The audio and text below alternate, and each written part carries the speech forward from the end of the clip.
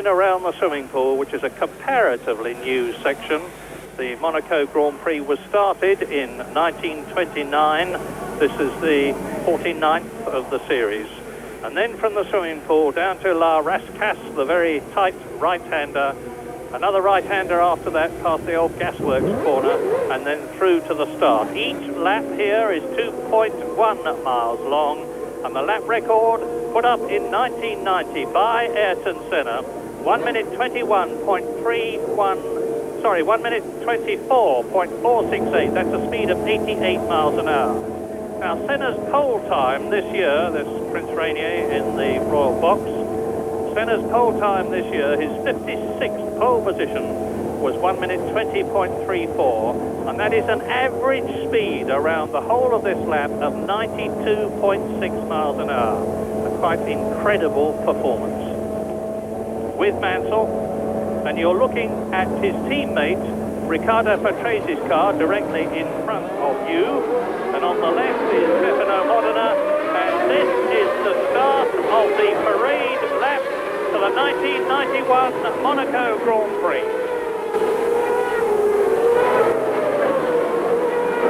He'll move away, avoiding the suicidal cameraman who was taking that shot from the middle of the road, and away up the hill to the casino square. That's Saint-Devote we're looking down at the corner. The cars are coming round, and then it's really like most parts of the circuit, no overtaking up the hill, because it's although it's flat out and it is a straight, the circuit meanders a bit from side to side, and somebody takes the line and you can't squeeze through.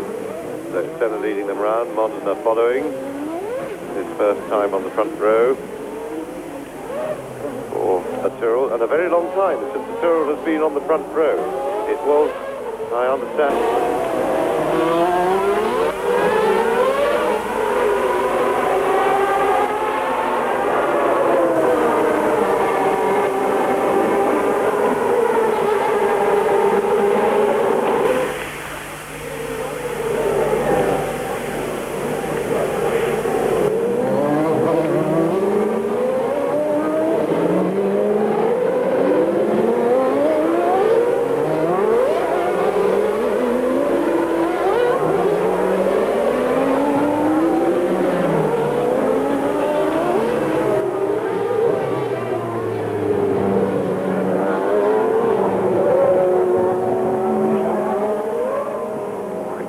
gear at the first section under the bridge there. That's where Cappy crashed in practice yesterday, and then down second gear for the windy section, and then first gear now where they are for the Rascasse. Very tight and twisty circuit, very demanding on the drivers physically for hard work, for sheer muscle output to wrestle these cars round the circuit. Heavy on concentration because on a conventional man-made circuit there is room for little mistakes. You can put a wheel off on a curb and nothing and no harm comes to you. If you put a wheel a couple of feet offline here, you hit a wall and that's the end of your race. And so it's very demanding on that. You have to drive a slightly contained style. So Senna leading them round onto the grid. Pole man got quite a long wait now while the rest of the field backs up into their grid positions. And remember, everybody has to be in position before the starter will throw the red light, and then 4 or 5 seconds later to green. So watch for the red. Senna on the left, Modena on the right. There's enormous psychological pressure on Stefano Modena. It's the first time he's been on the front row, and getting to the right-hander at Saint-Devote first is going to be absolutely critical to the progress of this race. They are all in position now. 78 laps, it's a long, long time, a 2-hour race. Go! And away they go. It's a good start by Stefano Modena. All the rest of them is Senna leading, Modena second, Patrese third. Mansell is in fourth position as they climb the hill towards Massenet. Senna, and behind Mansell is Nelson Piquet. Behind Nelson Piquet was one of the Ferraris, I suspect Alain Prost, and already Gerhard Berger has got a problem. And look, he's got part of the barrier stuck underneath. No, it's part of the front wing has been dropped, caught off and pulled off his car, and off goes Nelson Piquet. Yes, Piquet under a problem under braking for Mirabeau there. Berger, we didn't see what happened to him, but he's had to restart right at the back of the field. Tremendous start by Stefano Modena, but whatever he did, Ayrton Senna, who didn't get off the line as well, managed to get into Sandebot ahead.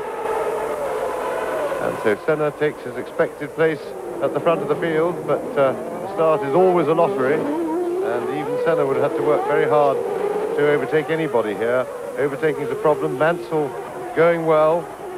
And it's Prost and Alesi behind them. Now, Ayrton Senna, Stefano Modena, Riccardo Patrese, Nigel Mansell, the first four, as they exit the swimming pool, down to the Rascasse. And you can see that, as ever, Ayrton Senna's trying to build up a lead, get a cushion. He's not succeeding at the present moment. It's very tight and twisty around here. In fifth position, it's Alain Prost, who's come up from seventh on the grid, of course, with Nelson Piquet definitely being out of the race. And effectively, there is only one McLaren left, because Gerhard Berger is right down the field. He's got going again at the back of the grid. And there's a gap developing already between Stefano Modena. There's Patrese in third position, Mansell, Prost and Alesi. So one McLaren, one Tyrrell, two Williams up front. Now this is the right-hander at Mirabeau, down to Lowe's hairpin. Senna, Modena. Interesting to see that the Williams Renault picks up through the tight hairpins here of Patrese, and certainly the Renault engine is very, very smooth indeed, and that may well be a factor in what is clearly outstanding performance through the hairpins by the Williams Renault. Ayrton Senna is alleged, ideally, to prefer the V10 Honda engine to the V12, which he's got, and of course Modena has got the V10. Nigel Mansell hanging on in fourth place, Prost is fifth, Alesi is sixth, Moreno is seventh, and behind Moreno is Gasho. Nelson Piquet, of course, out of the race, so Bertrand Gasho going extremely well. Or is it Andrea De Cesaris? It's De Cesaris in eighth position as they round the Rascasse again. Nelson Piquet's race didn't last very long. The Monaco resident can walk home, but he would rather be walking home a lot later than he's going to be doing now. So, Senna, then Modena, Patrese. The first three are breaking away from Mansell fourth on his own.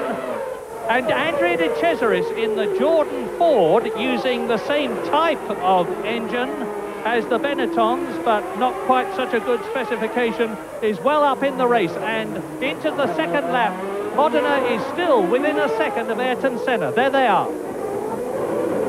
Yes, and we might say that on the face of it, there is good news in that Senna is not walking away from the field, and at the moment making it look like a race. However, I remember 2 or 3 years ago here, or not even as long ago as that, he had Prost behind him when they were teammates, and he played around for the first 10 laps and allowed Prost to stay with him, and we wondered what was going on, and then he just upped it another gear and disappeared into the distance. And I'm quite sure that Senna, with his experience and the restraint that he now shows in his race, in the tactical way he handles races, is taking it very easy at the front at the moment. He knows he can't be passed. He knows there is no hurry, and I'm quite sure he's driving well within himself. Nelson Piquet has gone out with rear suspension trouble. Oh, I presume he hit something, but whatever, he's out of the race. Gerhard Berger has gone into the pits to change his front wing, and now on lap 4 in this long Monaco Grand Prix, Ayrton Senna is 0.8 of a second ahead of Modena. There is Patrese third, Mansell fourth. There's a 2.6 second gap now between Mansell and Prost, who is in fifth position in the Ferrari. You see there as they go bursting through Casino Square down to the Mirabeau. You've got to look quite a long way up the hill to see Alain Prost. Big question, are the gearboxes going to last? Of the first 4 cars at the moment, the one that's probably got the strongest gearbox of the lot is the Tyrrell of Stefano Modena in second place, because we know that Ayrton Senna had problems with his gearbox in Brazil, and we know that the Williams have had trouble with their gearboxes everywhere. Yes, certainly the Tyrrell is the only one that's had no apparent history of gearbox trouble, but then after all, it was a new gearbox this year. They haven't had a lot of opportunity for it to go wrong. And Monaco certainly puts a greater strain on the transmission of cars than even Phoenix. the only other street circuit on which they've raced.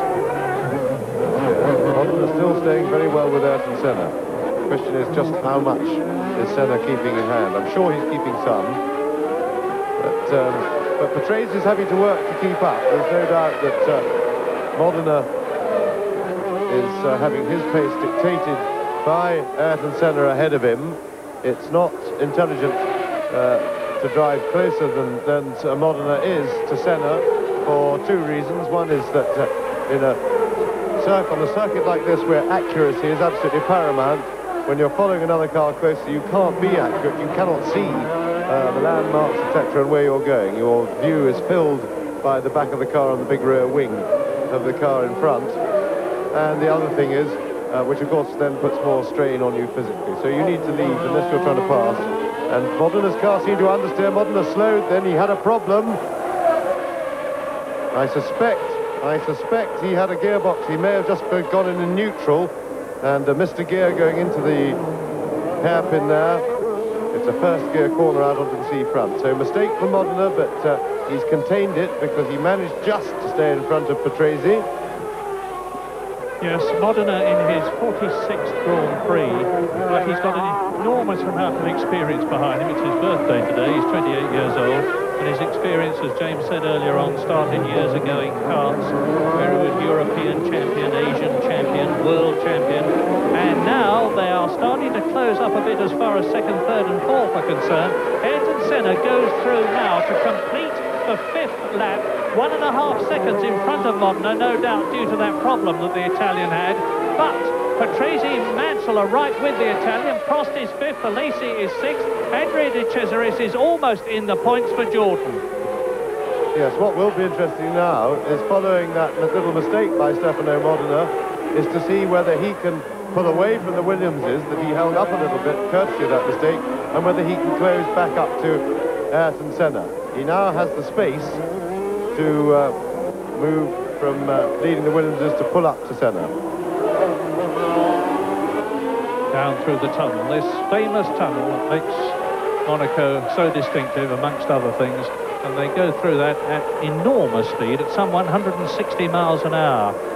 There's very good lighting in there now. The contrast between the comparative darkness and of the tunnel and the lightness of the outside is not nearly as great. But, of course, to go through at that sort of speed is a daunting challenge, as is this swimming pool section.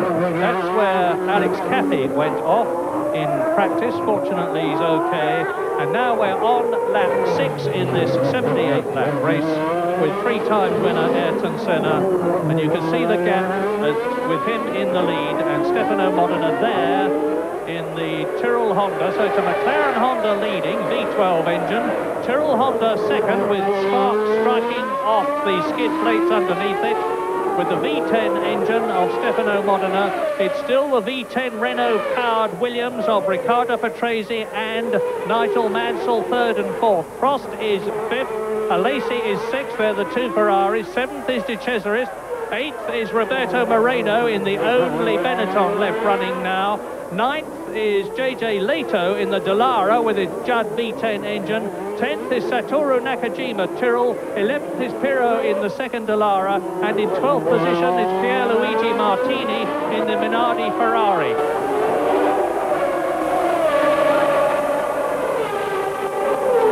Senna, of course, with 3 victories this year behind him and with 3 Monaco victories behind him in the last 4 years, is a very settled and contained man. He knows exactly what he can do. He knows exactly what the car can do. He's backed up by what is probably the best administered and organised team in the business, McLaren, and it all shows at a place like this. But in the end analysis, it's going to be who finishes that matters. Last year, if you finished in the top 3, you were one of the only 3 who had gone the race distance, because Monaco is a famous car breaker. And it looks to me now as though the Ferrari of Alain Prost in 5th position is definitely closing. Yes, indeed it is. There is Prost, 4 times a winner, and he is closing up on Nigel Mansell that we are riding with now, up the hill into the Massenet and Casino Square. Yes, and Mansell for a while held fast this lap, but he caught teammate Patrese.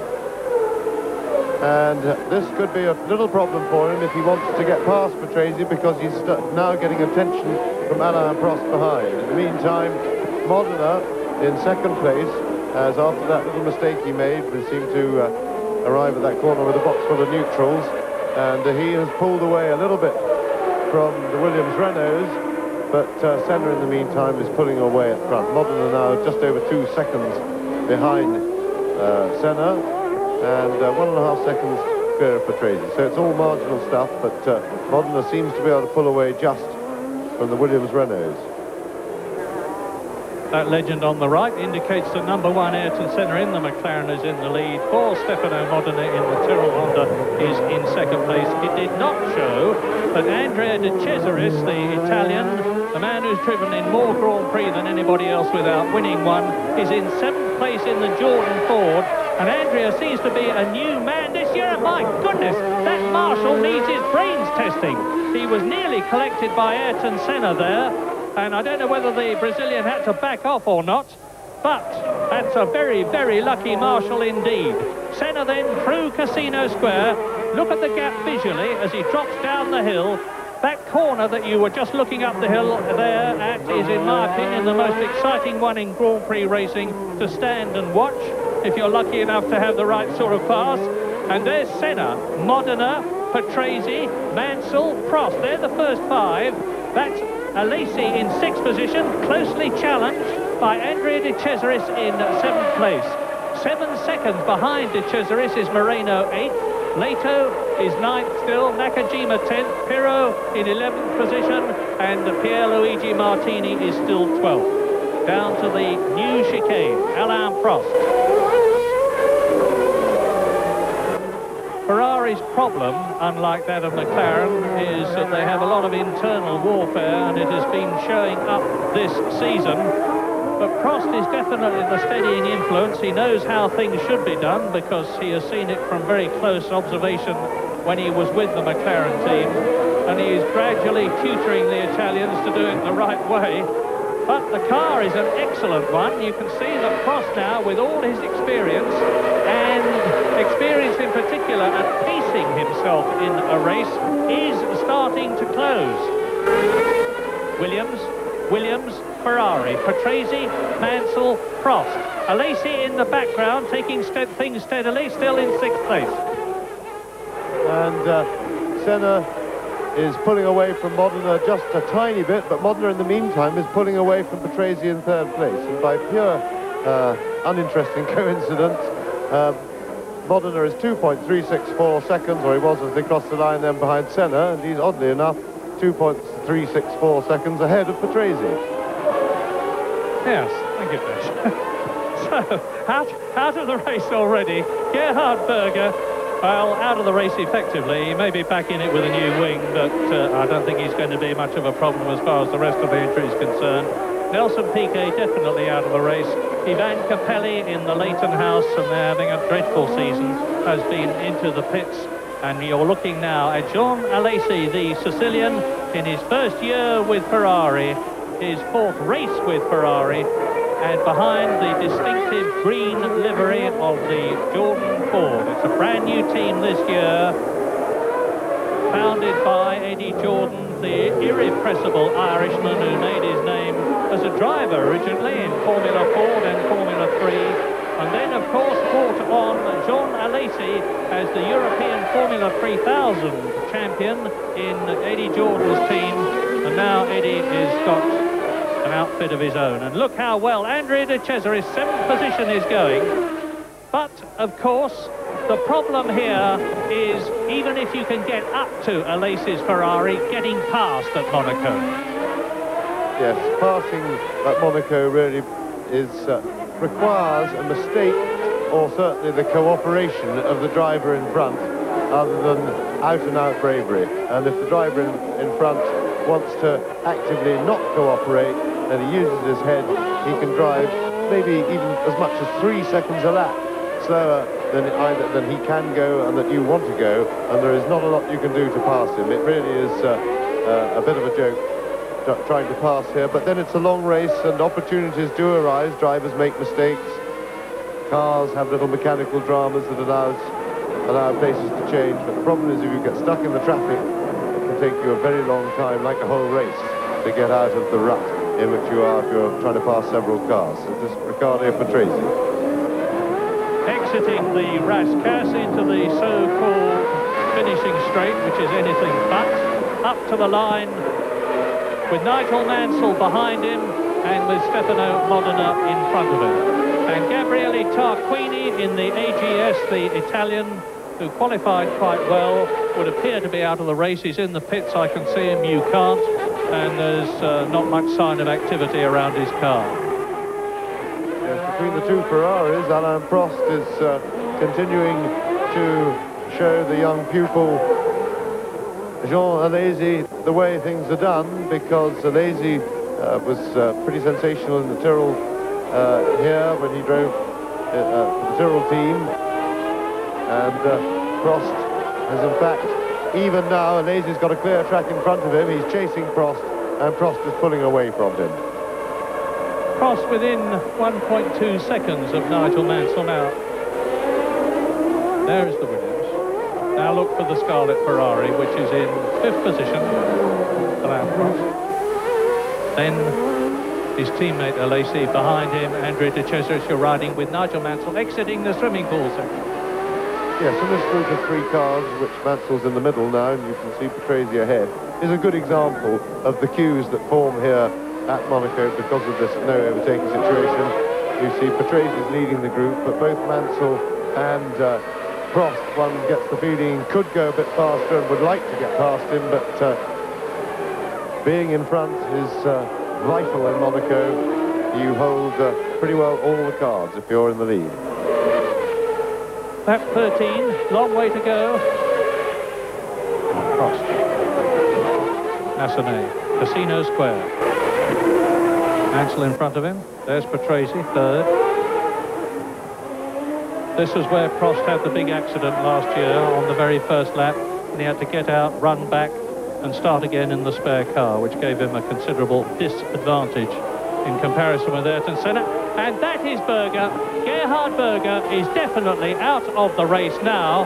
He came in and had a new wing fitted, but now this is lap 13, and out goes the unfortunate Gerhard Berger. I say unfortunate because it is his misfortune to be in the same team as Ayrton Senna, and Senna is a man who always dominates a team, and he seems to me to have psychologically destroyed Gerhard Berger this year. And the Austrian, try as he may, has not been able to get on even terms with the Brazilian, and there is Senna leading.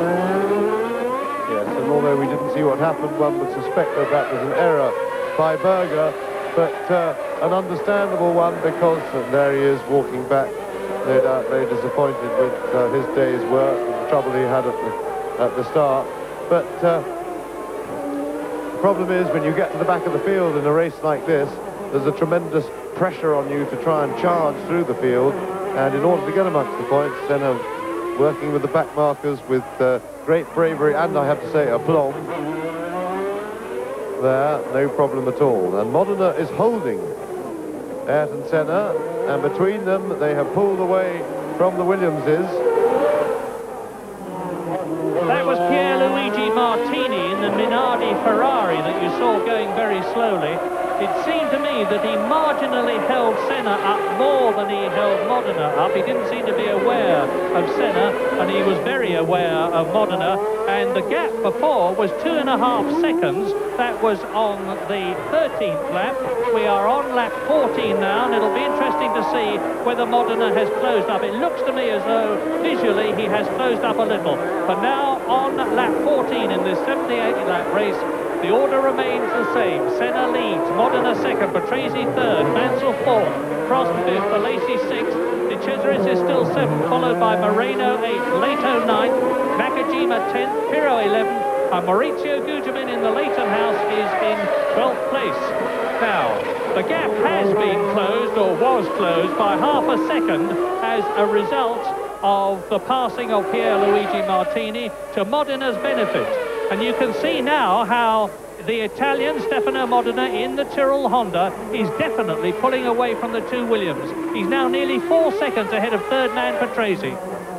Yes, Patrese was being held up at the Rascasse there, or rather Sandebot, and he's finally got through, and it's taken him too long to pass Pierluigi Martini, who's a pretty experienced driver, and he got out of the way reasonably well for Modena. He wasn't very helpful to Senna, but at least once he'd been alerted to the presence of the leaders, he helped. And he's still in the way, and Mansell hasn't yet got past, and this is not good driving from Martini. He's in amongst the leaders, and he really shouldn't be holding them up. He's clearly not racing. There's a clear track in front of him. He's not exactly dicing with any other back marker, so he really has no excuse. He should be pulling out of the way. There's a three-car battle going on for third place, and it's out of order for him to be interfering with that. Tracy bouncing over the curbs there. Good shot from inside the cockpit. Hard on the brakes now, right down to first gear. The first gear section. But first gear isn't too slow in these sort of cars. They'll do probably, depending on the gearing, but probably 90 miles an hour in first, something like that. Well, the question is, has Alain Prost derived any benefit from the passing of Pierluigi Martini? I don't know what the Italian... Yeah, see, now he's in the way of Alain Prost. This is most unlike Martini. I think he's not usually a bloke who gets in the way and then stays in the way. Yes, that's right. It's certainly my recollection of his driving. He's intelligent and he's normally cooperative. But he's certainly in the way here, and he's making Prost fight to get past him. And really, you shouldn't have to fight to lap somebody. There are occasional circumstances when it's understandable. If two cars at the back of the points, you know, 5th and 6th place, and they're having a big battle for that place. But really, Martini has no excuse at all. And he's experienced enough to know the problems that the leaders have with slower cars here. I'm going to hazard a mechanical guess and say that he's missing a gear somewhere. It seemed to me from the tardy way that his Minardi was pulling away from some of those corners that he was in a higher gear than he would ideally like to have been in. But anyway, we are on lap 16 now, with Ayrton Senna still under 2 seconds ahead of Modena, who is dealing with the traffic magnificently and very much keeping the Brazilian in sight. And his previous lap was actually quicker than Ayrton Senna's. In third position, it is still the Williams of Riccardo Patrese, 7 seconds behind Modena, ahead of Mansell, and then Prost. There is the Prost. Yes, and what this does do now, Prost has lost a lot of time. It gives us a chance, when Prost has got a clear lap, to see just how quick Prost is. Because if he can go a lot faster than he has been when travelling stuck behind the two Williamses, then if he can find a way past, it means that he may be able to chase and catch the leading pair. Mansell, of course, that also applies to. He's been stuck behind Patrese because at the moment Senna and Modena are pulling slowly away. Well, Senna's pulling away, Modena's dropping back slowly on him, but he's got 7 seconds, Modena has, back between himself and Riccardo Patrese. And for once I'm going to say I wish we could look back down the field a bit, because there's an absolutely superb scrap going on between Alain Prost's teammate John Alesi in the second Ferrari. Well, we're seeing it now. There it is going into the new chicane, and Andrea De Cesaris, both of whom have got past Pierluigi Martini, and De Cesaris, the Italian, is right up with the Ferrari. He's in 7th place. The Jordan has yet to finish in the points. It so very nearly did so at Phoenix and Brazil and San Marino. Maybe it'll do so here. Look. Yes, let's hope the director stays with this battle, because it's potentially volatile. Alesi is a hard, ambitious young man, and not known for giving way and making things easy. De Cesaris is a charger himself. And it looks as if De Cesaris is lining up to have a go. One of the obvious places is down the hill now, after they exit the Casino Square to try and outbrake another car into the Mirabeau, but he's not close enough this time. That's into the Mirabeau corner. And certainly the Jordan team are really making a good impression in Grand Prix racing. They already They're a beautifully turned out team. The car looks extremely smart and functional. It looks quick. It is quick. And they have arrived with a real bang. And it's an embarrassment for a Ferrari, with all their experience and everything, to have a brand new team on a limited budget saying, well, frankly, being held up by a Ferrari. And they're probably well happy that it's here, where it's that much more difficult than usual for the junior to get past. But the only thing that isn't Irish about the Jordan team are the two drivers, because Eddie Jordan, of course, very much an Irishman. Gary Anderson, who designed it, is Irish. Some of the money for the team has come from Ireland itself, and they're doing jolly well. And we are now in lap 19, on lap 19, and Pierluigi Martini is still, by the standards of the people in front of him, bumbling around the circuit. He is well down, and it's still Senna who has extended his lead a little. He's just gone round 0.3 of a second faster than Modena.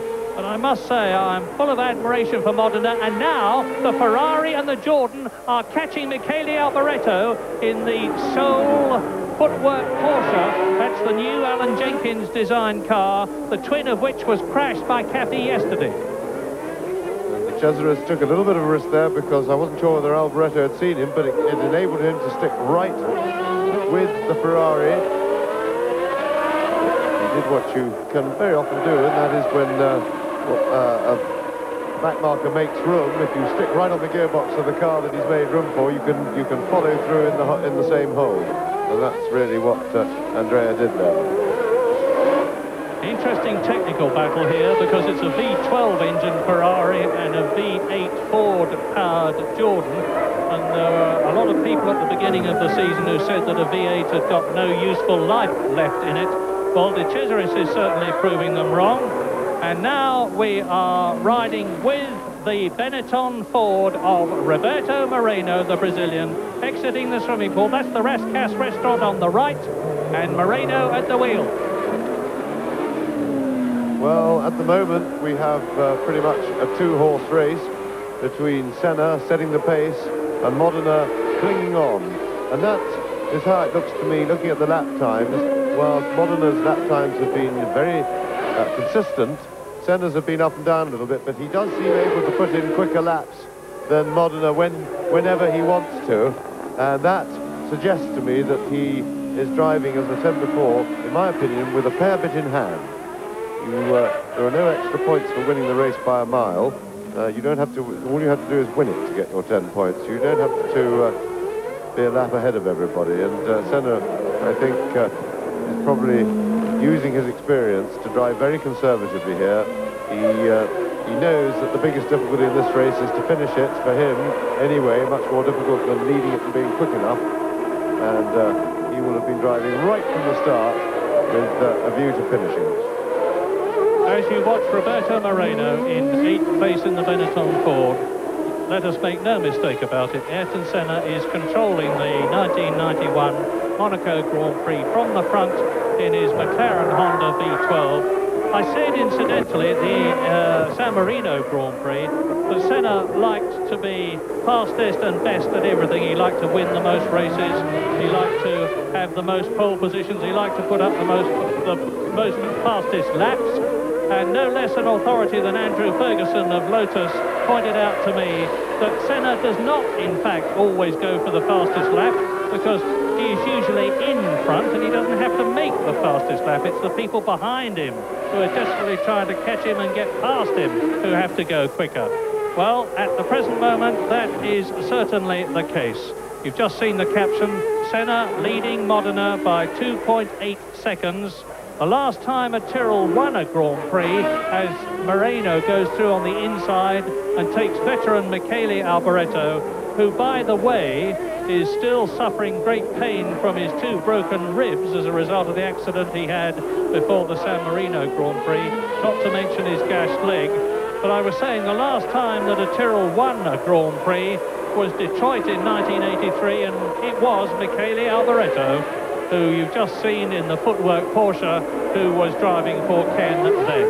Now, lap 21 in this 78-lap race. And actually, the number of retirements that we've had are not nearly as many as I would have expected.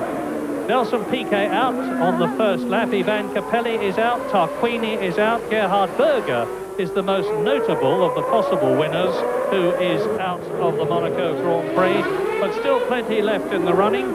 And Ayrton Senna has lapped everybody up to 18th place at the moment with no problem at all. He's leading by 3.7 seconds now. He's putting on the pressure in comparative terms, pulling away from Modena. In fact, there is now some 11 seconds between Senna in the lead, Patrese, who is third. Patrese is 5 seconds ahead of Mansell in fourth position, and Prost is within a second and a half of Nigel Mansell. Prost is fifth, well ahead of his teammate John Alesi. The only real scrap on the circuit at the present moment is between John Alesi and Andrea de Cesaris, which we've been watching for sixth position. And you've just seen, there he is, Roberto Moreno in 8th place. And that is de Cesaris. Well, oh dear, Andrea de Cesaris out of the Monaco Grand Prix on lap 22. And he's parking up behind Nelson Piquet's car. Obviously, I don't know what the problem is, but it's taking the pressure off Alesi as Senna now comes up to lap the Lola Ford. I can't see whether it's Bernard or Suzuki at the present moment. It's Suzuki, the Japanese driver, who moves over and lets Senna through on the entrance to the Mirabeau, dropping now down to Lowe's hairpin on lap 23.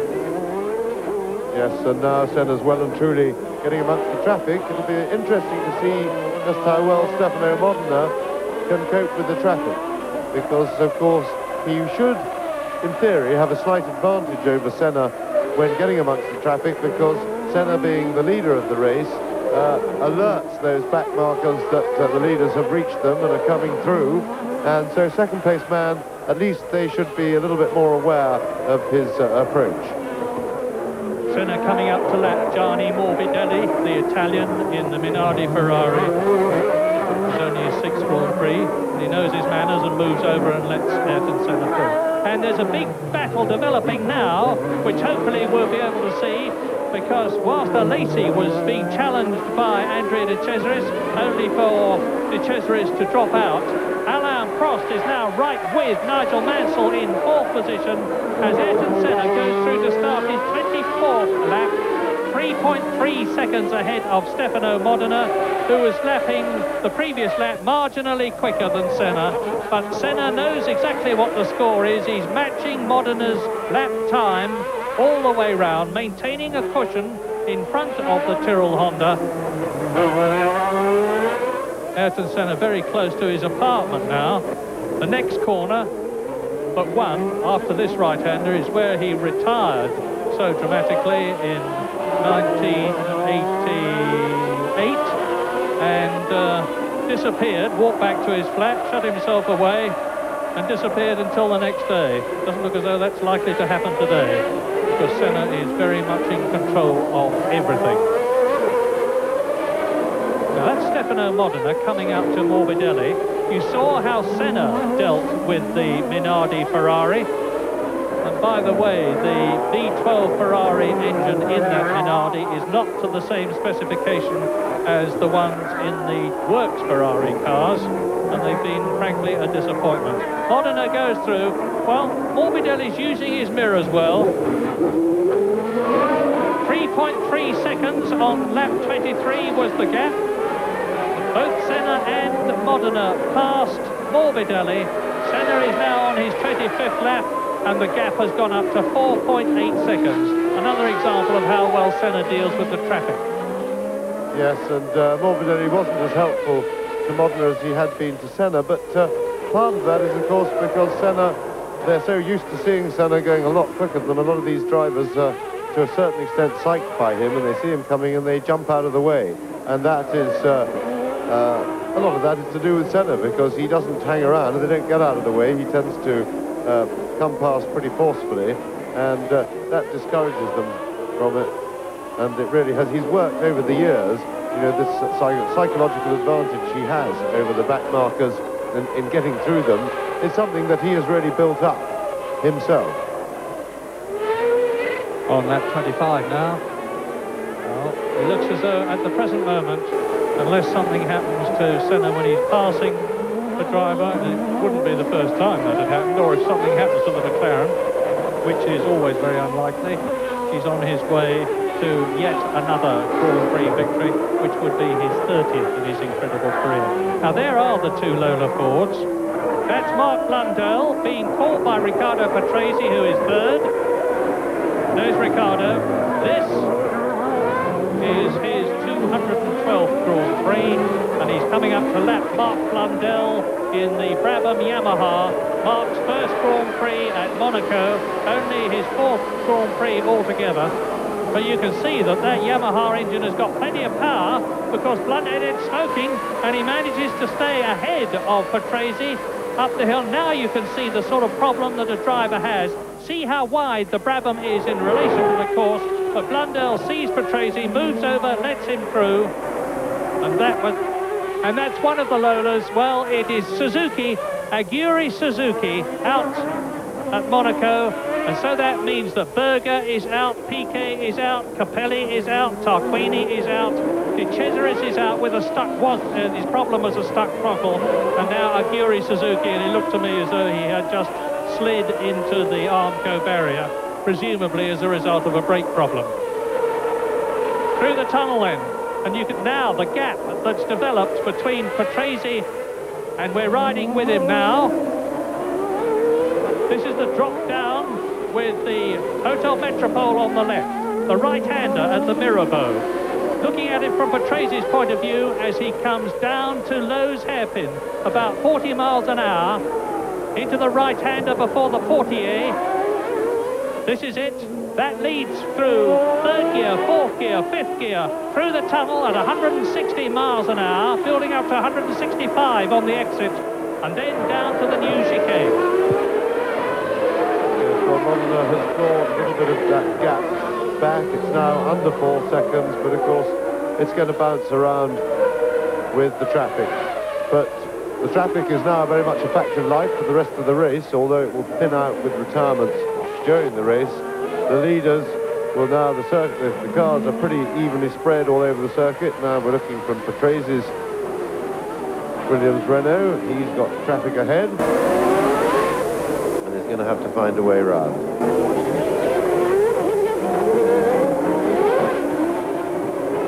No, Patrese is now pretty much on his own. He's some 10 seconds behind Modena, but he's pulled away an 8-second gap on Nigel Mansell.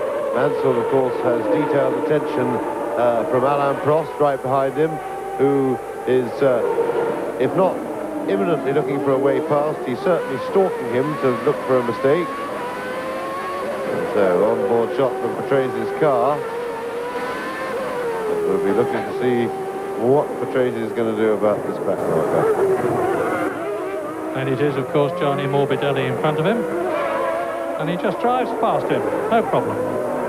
And whenever I'm stopped by people in Britain and asked a question about motor racing, it's always, is Nigel going to do it this year? Well, I sadly have to say that on form at the present moment, it looks sadly as though Nigel Mansell is not going to do it this year. With 3 retirements in the first 3 races at Phoenix, Arizona, Brazil, San Marino, at Imola. He's only in 4th position at the moment, 8 seconds behind his teammate Riccardo Patrese, and as James has said, only marginally ahead of Alain Prost. Indeed, I wish we could have a look at it, because we're concentrating on looking at the evergreen Riccardo Patrese driving round on his own now, in 3rd position, 11 seconds behind Stefano Modena. And for my money, the man of the race at the moment is Stefano Modena. You expect Ayrton Senna to do what he is doing, to take pole position and to lead the race. That is standard form these days. Perhaps we don't pay enough attention to the Brazilian, but he does make it look so very easy. But Stefano Modena is driving an absolutely magnificent race.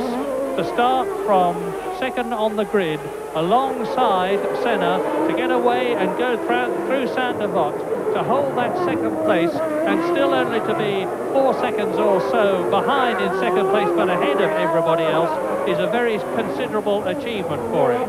The highest he's finished ever was in third place at Monaco when he drove for Brabham.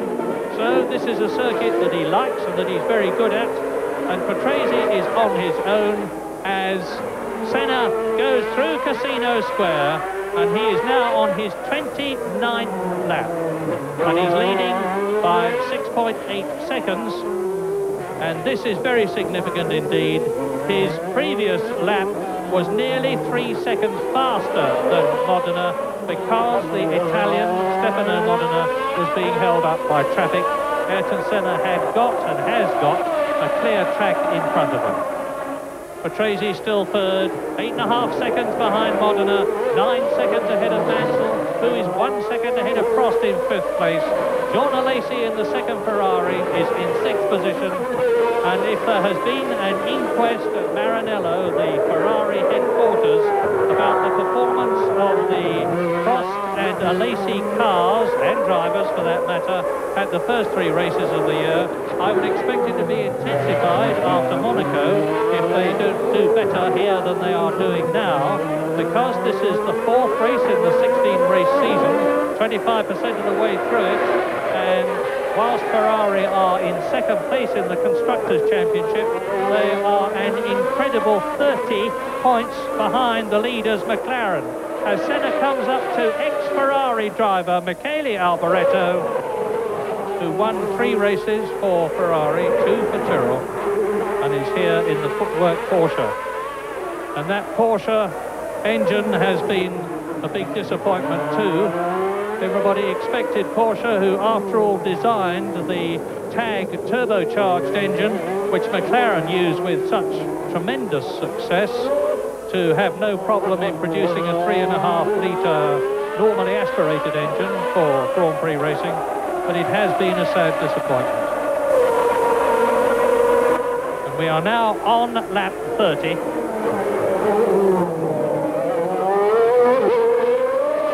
Will be maintaining his rhythm, making sure that if he's coming up to lap people, he does it cleanly and smoothly to avoid going into them, as he has done in the past. Yes, but he's an older and wiser man now. He's very experienced, and of course he has the luxury of being able to dictate this race very much as he wants. So he can judge the way he arrives at back markers upon which part of the circuit he gets close to them to make his bid. And certainly this is a race in which he has, at the moment, with the car running well, total control on everything that's going on. He's fully aware of Modena's speed behind him. Modena is struggling now. The traffic has taken Senna further away. The gap now is 8 seconds. And that is mostly through traffic for Stefano Modena. And in fact, he's thought traffic has hurt him quite a lot, because Patrese has come back from some 10 seconds behind Modena to now 7.5. So Modena of the leaders has thus far done worse than the traffic, but there's a long way to go and a lot of slower cars to pass yet.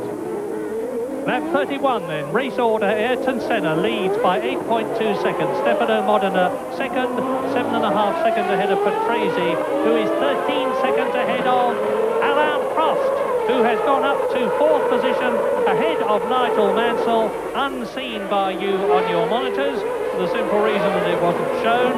Nigel Mansell then in fifth position now, dropping back. He's obviously got a problem. John Alesi, you can see the gap there between him and Nigel Mansell, is in sixth position. Roberto Moreno in the Sol Benetton Ford is seventh. J.J. Leto, who finished third at San Marino, having had to pre-qualify, a brilliant achievement, is well up the field at the present moment there. And the Finnish driver is definitely a man to watch. Senna, lap 32, 8.6 seconds. He's now consistently lapping faster than Modena. And Riccardo Patrese is 9 seconds behind the Williams. And it's significant, of course, that the Honda technicians here, who look after respectively the V10 and the V12 engines of the Tyrrells and the McLarens, are in competition with each other, and they're in first and second places, with Senna in the McLaren, Modena in the Tyrrell, both of them showing the way to the Williams Renaults of Patrese and Mansell, third and fifth, the V12 Ferrari of Alain Prost in fourth position, and the V12 Ferrari of Jean Alesi in sixth place, Roberto Moreno in seventh position. Well, Mansell lost some 4 seconds to Alain Prost on his first lap behind him, but whether that's because we haven't been able to see him, but whether that's because he was in trouble or whether it's because there's a back marker in the way, we will have to just wait and see. I told you that Moreno was in seventh position, JJ Leto is eighth, Nakajima is in ninth position, and that is Alain Prost that you see going round the swimming pool section, and he's up to Gianni Morbidelli, the man that we have seen lapped by Senna and by Modena and by Patrese. And Prost goes through now.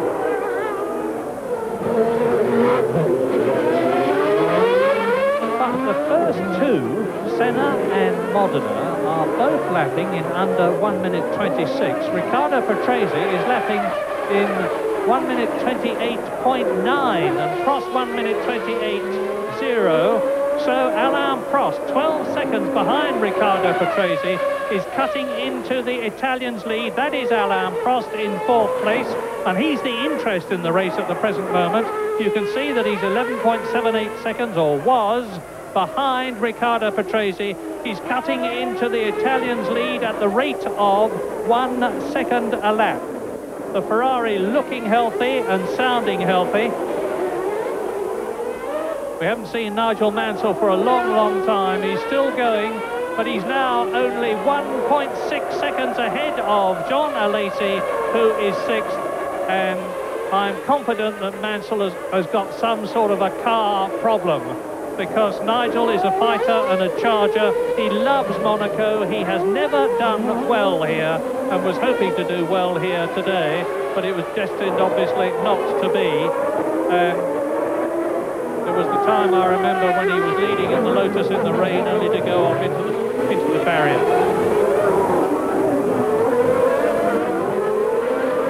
And it's now Ayrton Senna is stamping his authority on the race. He's now nearly 10 seconds ahead of Stefano Modena, with Ricardo Patrese 13 seconds behind the Tyrrell, as there is Alboreto Gugelmin, one of the Ligiers.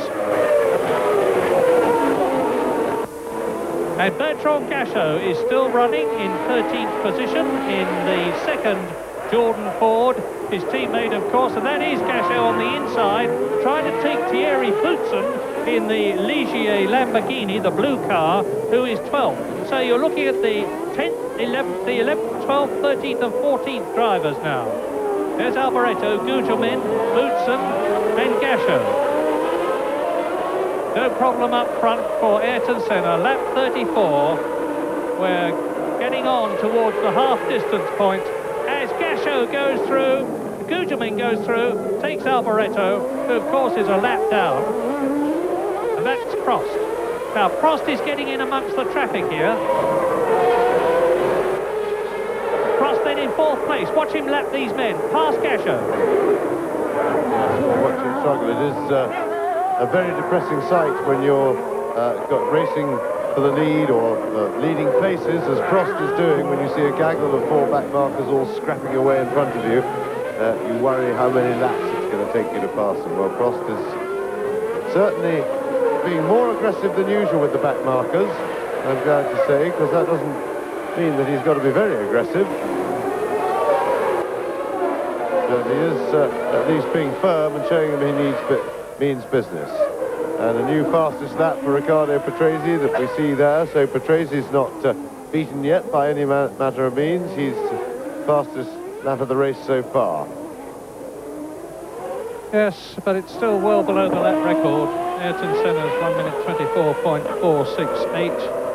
But they are still, well, not at half distance yet, so they will have rather more than half a fuel load on, and the fuel, of course, is heavy. And that is Riccardo Patrese that you're looking at now. Second in Brazil.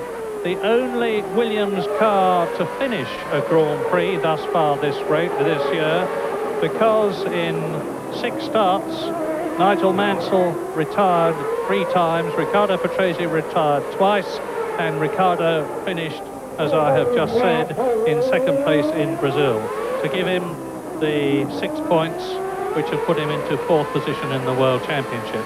And he's going through now to start his 36th lap, and he's 12 seconds behind Modena, who is now 9 seconds behind Senna.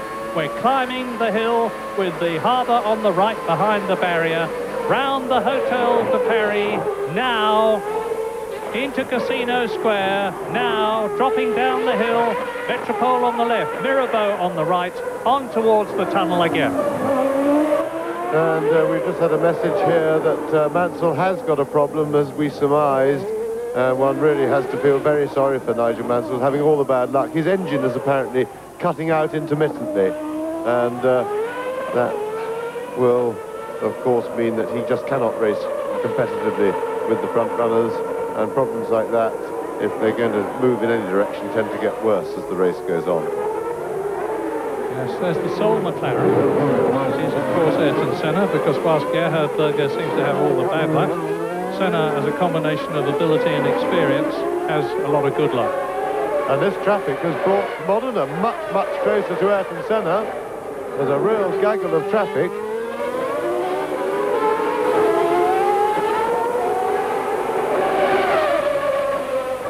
Oh, there was a Tyrrell in there, unless that was Nakajima being lapped. Modena 8 seconds behind. Yes, it was indeed Nakajima. Modena is closing, but of course he will then be faced with all that traffic to fight his way through as well. And Senna's done a pretty good job. He's lost very little time getting through that group. And it's 29-year-old Luigi Martini from Levezzola who was temporarily holding up Senna again. I have to say that it's most unlike Martini to be driving the way he is driving today. And Senna's lead is now down to 8 seconds as a result of the traffic. And Modena is actually lapping a second faster. And there's a spin. Is that Modena or is it Nakajima? It's Nakajima who's spun. There's Modena going through. So Nakajima has spun the Tyrrell. He's being pushed. He's therefore out of the race. Nakajima in the Tyrrell Honda, out of the Monaco Grand Prix, having spun it, and he will be disgusted. Here's a replay. Senna goes through, and Nakajima gets it all crossed up, trying to get through on the inside and take Martini, as over the curb goes Emanuele Pirro in the Dallara Judd V10. Ayrton Senna is now on his 38th lap. We're waiting for Modena to go through. I'll tell you how it's affected the Brazilians' lead, and I bet it's beneficial. It is, but not by all that much. 8.5 seconds now. So Stefano Modena, who had to jink round the side of his teammate Satoru Nakajima, has lost half a second to Senna. This is lap 38.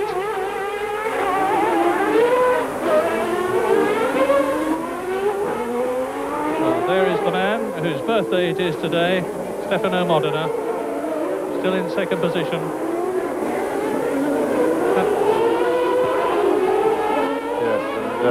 Important moment for Modena.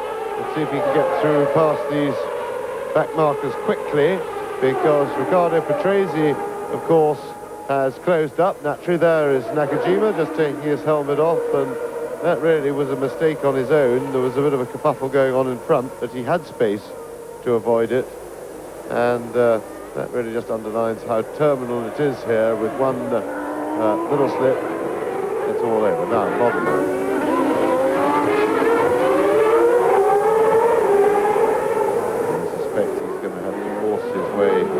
Past, and Emanuele Pirro is his first one he'll have to attack. With the power of the Honda V10, and Pirro, I don't think is going to help him.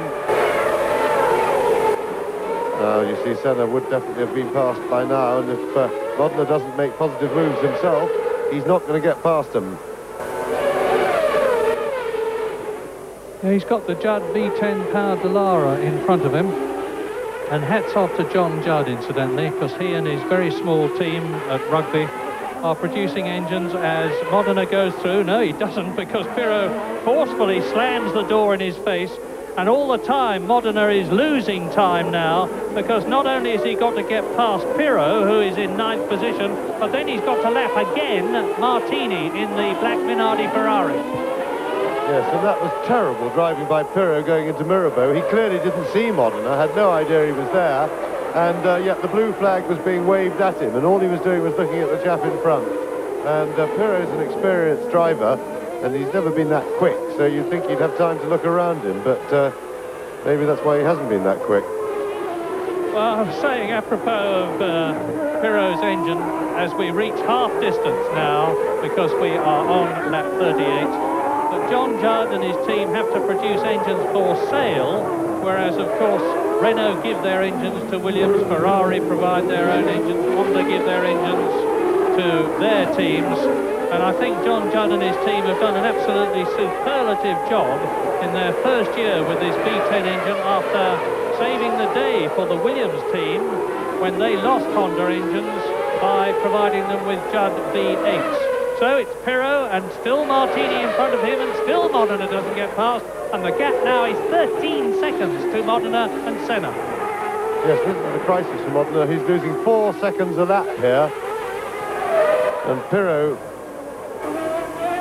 Oh, dear, oh dear, that's not helping Modena. These two fighting amongst themselves. Pirro's all over the road. He just carved him up again. This is really disgraceful driving by Pirro.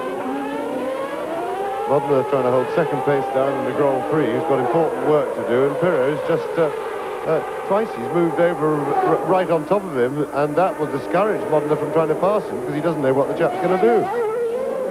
Not only that, but Riccardo Patrese, you just saw him come into the chicane, is coming right up to Stefano Modena. Patrese in third position was a long 10 seconds behind Modena.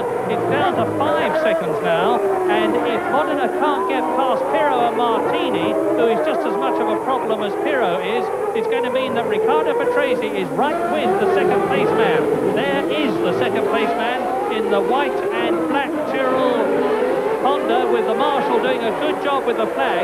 He's letting Martini and Pirro know that Modena is behind him, but they either can't see the flag or can't be bothered. And you can see now Riccardo Patrese, look for him, there he is in the Williams. This is the battle now that's developing between the Tyrrell Honda of Modena in second place and the Williams Renault of Riccardo Patrese third, catching Modena. As we've just passed half distance in the race. Well, there's one car out of the way, and Modena very skillfully and sensibly uses Pirro to nip through, but he still hasn't got rid of Pirro. And this is disgraceful driving by Manuel Pirro. He could have let Modena go and then got on with his battle with Martini. He had no business to be holding him up. And Patrese having trouble, Riccardo Patrese, but I should think the power of the Renault engine will get him past, and it has indeed. So Modena has really suffered, because Patrese, for whom he built up a 12-second lead through hard work, has had it reduced to nothing in the space of 3 laps, courtesy of Emanuele Pirro. That is Riccardo Patrese that you are looking at now in third place, with a real incentive. The incentive to catch the Tyrrell ahead of him. Riccardo, he's got past Martini. Now through to complete another lap. Meantime, Ayrton Senna is now 20 seconds, nearly 21 seconds ahead of Modena, who still hasn't got past Emanuele Pirro. The Roman Emanuele Pirro. It's his 27th Grand Prix, and he's not going to be very proud of this one. Now watch Patrese. I wonder if Patrese is going to have any more luck. Now this is from Patrese's car. And through at last goes Modena. And is Pirro going to let Patrese through? No, thank you. Yes, please, he's through. Now, and that has been a gigantic benefit to Riccardo Patrese, 36 years old, from Paddock clever, and he's on his way now. We could well see a change for second place, although Modena's got a clear track in front of him. He'll be able to build up to the speed that he was at before. He's been lapping nearly 3 seconds a lap slower than Senna. They're on lap 42 now, and this has, in my opinion, put the race on a plate for Ayrton Senna. The 21-second gap that he's got now will enable him carefully and calmly, with all his knowledge and experience, to control the race from the front. Yes, in the meantime, the officials were showing the black and white cross flag to Pierluigi Martini, who certainly was holding Pirro up, and Pirro might well say, well, I was trying to get past him too, and why should I look in my mirror? But that's not the point. He was being lapped, and he's an experienced driver. He would certainly say he's intelligent, and if he's intelligent, why can't he discharge his responsibilities to the other drivers? And really that has hurt Modena's race a lot, but it's helped Riccardo Patrese immensely, and what it has done is given us a battle. Now this is, so we now look at a battle for second place, courtesy of Emanuele Pirro, because he helped Patrese through, having solemnly held Modena up for a further 2 laps after they both got past Martini.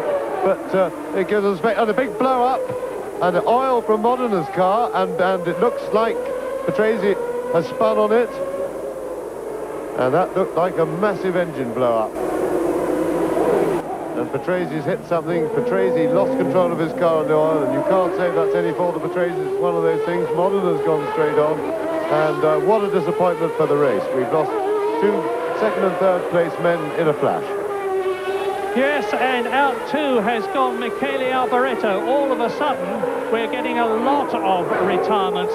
Well, you can tell from the way Riccardo Patrese is standing indignantly looking down towards Stefano Modena, and now his downcast appearance, that he really is totally dejected, and with every good reason, as the marshals push in the footwork Porsche, the new one, the only one to start this race, with Alex Caffey having destroyed the other one so thoroughly in practice.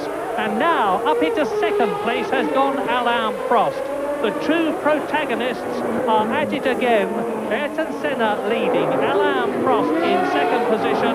That is Jean Alesi there going through.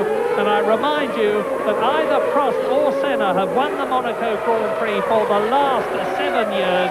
Nigel Mansell is up into third position. And whatever the problem is, he seems to have at least partly mastered it, because he has just done his fastest lap. Alesi is in fourth place. Up into fifth place goes Roberto Moreno, and back again in the points, as he was in the San Marino Grand Prix at Imola, goes JJ Leto in the V10 Judd-powered Dallara. And that is the Ferrari going through on the inside and taking Thierry Boutsen in the Ligier Lamborghini. And Ayrton Senna now out on his own. I said that he would be very happy with a 20-second lead. Well, he now has a 35-second lead, and in the race distance that's left, because we are on lap 44 with 34 laps to go, I can't see even Alain Prost catching Ayrton Senna.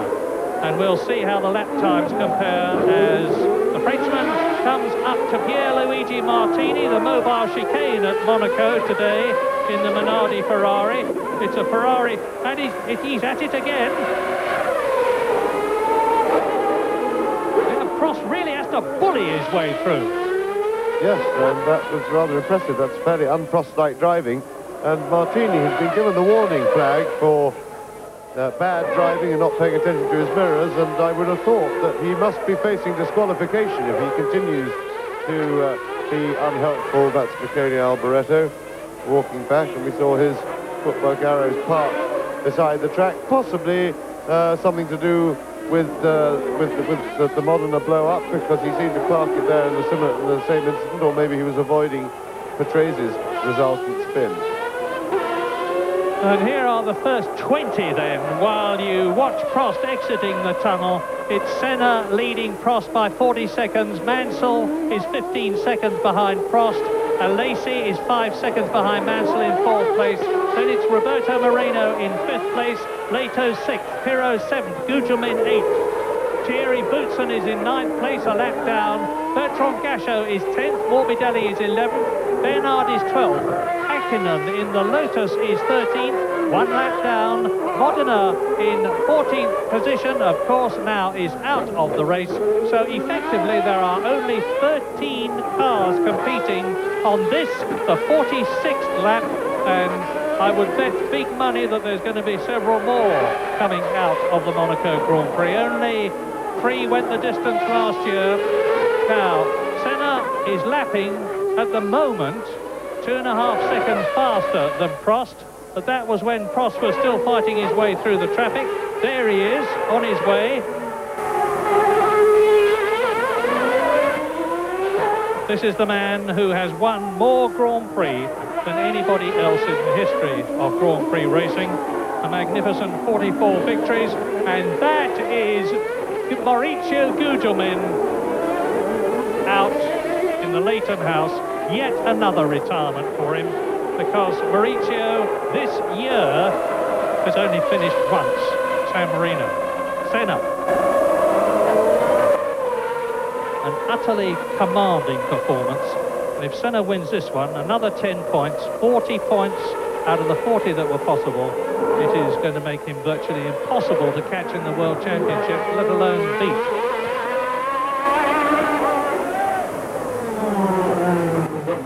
Senna is now taking it very easy. He's lapping some 1.5 seconds slower than he's shown us that he's capable of going at the moment.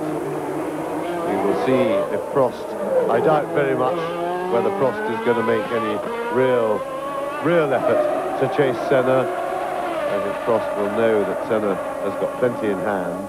The gap has stayed very, very much the same as it was a lap ago. 44 seconds, and that's a mountain to climb, but there would be some benefit, of course, in Prost keeping going as fast as he can without overstressing his car. He's got to secure second place, and he's got to be aware of that. He's 10.5 seconds in front of Mansell, who's in third, but he needs to keep the pressure on Senna, because if he makes Senna keep driving hard, that can, of course, keeps the mechanical pressure on Senna's car, and he might just get a breakdown.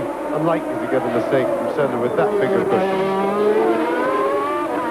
Now we have something interesting. I don't know if we're going to be able to see it, but Martini has been given a time penalty.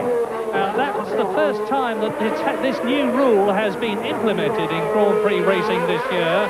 And the penalty is a regular one of 10 seconds, and the way it works is, after a complicated procedure from the clerk of the course to the team in its pit, the driver has to come into the weighing area, which is at the entrance to the pit lane, stop for 10 seconds, and then go on his way. And I presume, I don't know, but I presume that time penalty has been imposed on Martini for unsportsmanlike driving, which was why he was shown the black and white flag earlier on.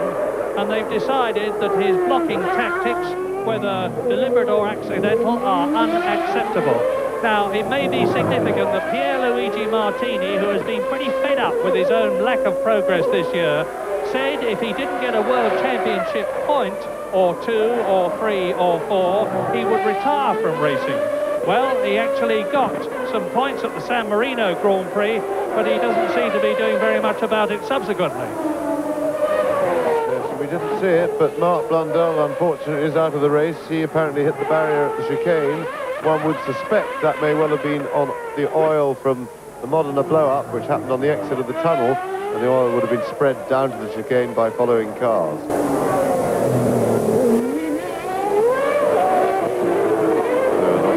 Race meeting really for the Brabham team, with the incident that affected Martin Brundle on Thursday in the first qualifying. What did seem very strange to me was that he didn't get a chance to qualify on Saturday with no time, with just his time taken away from Thursday, because there was no suggestion that the car was actually illegal, and they had plenty of chance to make sure it was running legal on Saturday.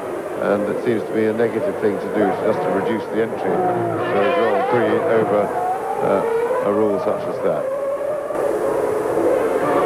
12 14 left in the race. And Nigel Mansell has just done the fastest lap of the race, 1 minute 25.035, to bring him within 8 seconds of Alain Prost. We might even have a race on our hands for second place. Yes, and I would think that Mansell's misfire maybe has gone away because he's been lapping consistently quickly over the last 3 or 4 laps, and he's definitely closing on Prost. And that can happen. The telemetry on the engine can change. And certainly whatever it is, because not only with an intermittent misfire, it doesn't seem to be doing it intermittently either, because, as I say, he has been consistently quick just for the last few laps in this race. Nigel Mansell, who I always refer to as the man from the Isle of Man, having left Hall Green in Birmingham, but he's soon to be the man from Florida, because he's leaving the Isle of Man and moving to an allegedly extremely palatial home near his great golfing friend, Greg Norman. And Mansell now, let's see how he is going. He was 8 seconds behind Alain Prost as he started the previous lap. Prost is now 45 seconds behind Senna, and Mansell is 6.1 seconds behind. So, Mansell is catching Prost in his second at the rate of 2 seconds a lap.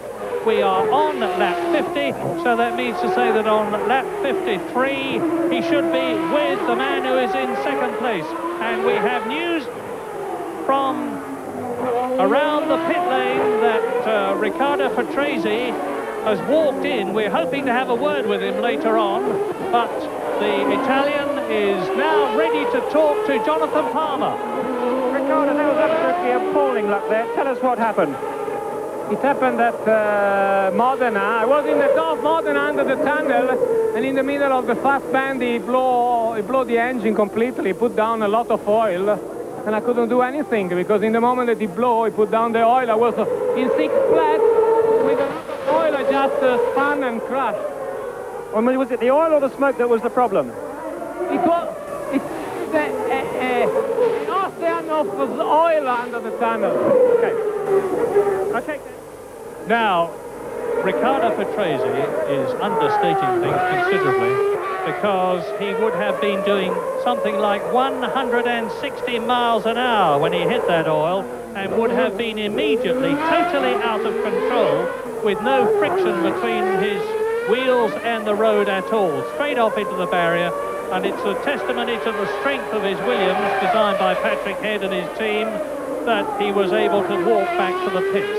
And now Ayrton Senna, still 40-odd seconds. Actually, Prost is carving into Senna's lead at the rate of 1.3 seconds a lap. But when I tell you that Senna's lead is 43 seconds, you'll realise that Prost is very unlikely to catch him. And Prost, of course, is being stimulated. There is Alesi in 4th place by the fact that Mansell is catching him.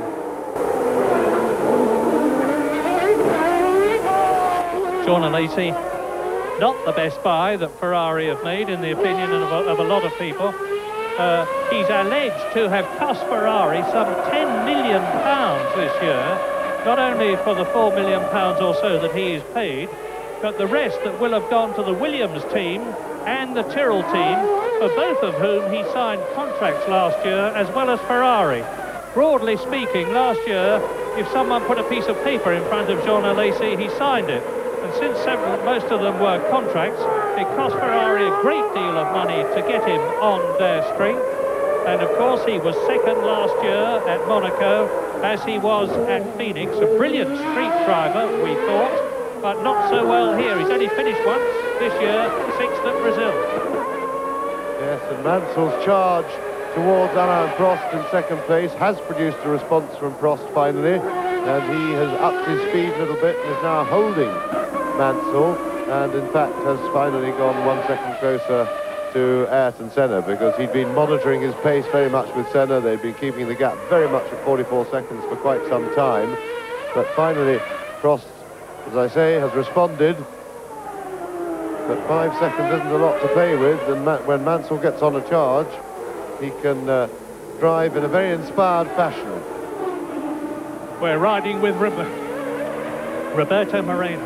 in 5th position at the moment.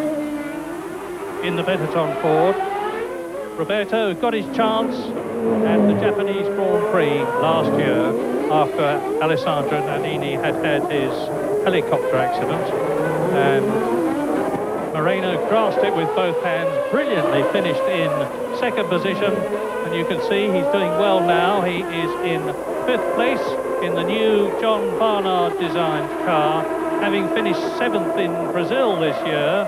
He's yet to score a point, but at the present moment, with 5th position, he's on his way to get 2 points. And the race order, with Senna leading on lap 53, is Prost second, 43 seconds behind Senna, and 5 seconds ahead of Nigel Mansell, who is 12 seconds ahead of Jean Alesi, 4th. Roberto Moreno, that you're looking at, is in 5th position. JJ Leto, 1 lap down, is still in the points, 6th. Emanuele Pirro, 7th. Boutsen, 8th. Gasho is in 9th position. Bernard, 10th. Hakkinen, 2 laps down in the Lotus, is 11th. Morbidelli is in 12th position. Comas is 13th. And in 14th place is Pierluigi Martini, with Gianni Morbidelli 3 laps down, the last of the runners, in 14th place. And the fastest lap we have so far is Nigel Mansell, lap 48, 1 minute 25.035, which is some half a second below the lap record. And in the pit lane, Jonathan Palmer is with Mark Blundell. Mark, things seem to be going well for you. With the Brabham Yamaha, it all seemed to come to an end in the tunnel. Tell us what happened. I think Alboreto must have dropped some oil coming through the tunnel, and myself, Stefano Modena and Petresi have all gone off on it. Quite a large accident, maybe about 150 miles an hour. The ironic thing is I just overtaken Bernard on that same lap, and he's now in 10th place, so I'm a little bit cheesed off about it. A great shame. Hard luck, Murray. Back to you, Murray. Right, well, I don't know if Mark Blundell can hear me, but congratulations thus far on an excellent race. First time at Monaco, and it certainly wasn't his fault. If you hit a patch of oil, there's nothing you can do about it. Moreno there, still in 5th place. This is lap 54 of the Monaco Grand Prix, which Senna has in the bag, problems accepted. And he doesn't seem to be having any problems at the moment. He's not having a problem keeping ahead of Prost. The gap has come down another second, but it's still 41 seconds between him and the Ferrari. So the battle of the race now is Prost trying to fend off Nigel Mansell, who's getting on one of his charges, but Prost is responding well. Their speeds are going up and up and up as the fuel loads come down. And there is the gap, just over 5 seconds. Mansell's just set another new fastest lap of the race. Prost has set his own personal fastest lap of the race on the same lap in response. And the gap's been between 5 and 6 seconds for some 6 or 7 laps now. If anybody's going to create a new lap record here at Monaco, it's the man you're looking at, Nigel Mansell. 1 minute 24.85 is his fastest lap so far, the fastest lap of the race, which is 0.4 of a second outside Ayrton Senna's lap record of 1990. That was a speed of 88.1 miles an hour. Well, now in this slightly descending gap between Prost and Senna, it's down to 40 seconds now, because Prost is continuing to lap a second faster than Senna, but they could carry on at this speed, or their relative speeds, for another 40 laps before Prost caught the Brazilian, and the race has only got 23 laps to go. So either Senna's got to go a lot slower, or Prost's got to go a lot faster if we're to have a race for the lead in the closing stages, and I can't see either of those things happening. Because Senna, as I have said many times in the past, will know from his pits-to-car radio, the reception of which is very good here at Monaco, and his pit signals from the board, just what the gap is between himself. Senna is the white dot, and you can see that he's nearly half a lap of Monaco ahead of Alain Prost, who is about 5 seconds or so ahead of Nigel Mansell, the yellow dot. They're climbing up towards Massenet, the left-hander now. No, Mansell is really charging. It is 3.8 seconds now between Mansell and Prost in second place, and Mansell is lapping a second faster than Prost. Fourth position, Alesi. Fifth, Moreno. Sixth, Leto. Yes, well, he was a second faster on that lap, but not consistently. But he is going quicker than Prost. Prost was probably held up on that lap because that was about a second slower than Prost has been lapping. However, Mansell is catching him and is capable of lapping a bit quicker. However, but when he gets there, he's going to have a big problem getting round Prost. Prost will know exactly what to do, and that's to make no mistakes, keep it nice and steady through the corners, and leave the onus on Mansell to try and find a way round. And quite frankly, if the driver in front is doing, as I said, keeping it nice and straight into the corners and then powering it, getting the power on early, then it really is extremely difficult for a driver even of Mansell's skills to do anything about it. So Prost certainly has the whip hand, although Mansell will undoubtedly catch him pretty soon. The big job is to try and then find a way past him. And that's Ayrton Senna catching and soon lapping Roberto Moreno, his countryman, who is in fifth position. Senna absolutely scything his way through the field. Down to the new chicane. Left, right. And I should think Senna will pass Roberto Moreno when they have come out of the Rascasse to start another lap. And that will be lap 58 that they will be starting. Senna leading Prost by 40 seconds. Prost 3 seconds ahead of Mansell, who is third. Mansell 19 seconds ahead of Alesi, who is in fourth position. You're looking at the fifth man, Roberto Moreno, about to be lapped by the leader, with the marshal showing him the blue flag to indicate that there's someone behind him who's wanting to go by. And I think Roberto will be seeing Senna's car big in his mirrors now, so there'll be no doubt in his mind about who is there and what is about to happen to him. JJ Leto still in an excellent sixth position, and he is one of the youngest drivers in the race, only 25 years old. Seventh, and he's a lap down, and it's his teammate Emanuele Pirro as Senna goes through, so he's lapped everybody up to fourth place now. Pirro in seventh place. 2 laps down is Boutsen in the reliable but slow Ligier Lamborghini. He is in 8th place. 9th is Bertrand Gachot, still running in the Jordan Ford, unlike his teammate Andrea de Cesaris, who went out a long time ago. 10th is Eric Bernard, still running. Mika Hakkinen in the Lotus, 11th place. 12th is Eric Comas. And here are the retirements up to lap 58. Gerhard Berger out, Nelson Piquet out, Capelli, Tarquini, more later. And Mansell is now less than 2 seconds behind Prost, progressing towards Alain Prost. And you see it as they exit Lowe's hairpin into the tunnel. 1.9 seconds. Prost lapping in 1 minute 26.3. Mansell 1 minute 25.2. So Mansell is keeping up that 1 second a lap faster rhythm and momentum as he closes on the V12 Ferrari of 4-time winner here at Monaco, Alain Prost. Up to the swimming pool section. That daunting left, right, left again, and Mansell is going to be with Prost almost at the end of this lap. Senna really isn't slowing up. 1 minute 25.7 is 9/10 of a second slower than the fastest lap of the race, Nigel Mansell's. But what Senna will not want to do, of course, and be determined not to do, is to lose his concentration. He did that here at Monaco in 1988, and for his pains, he drove straight into the barrier at the entrance to the tunnel.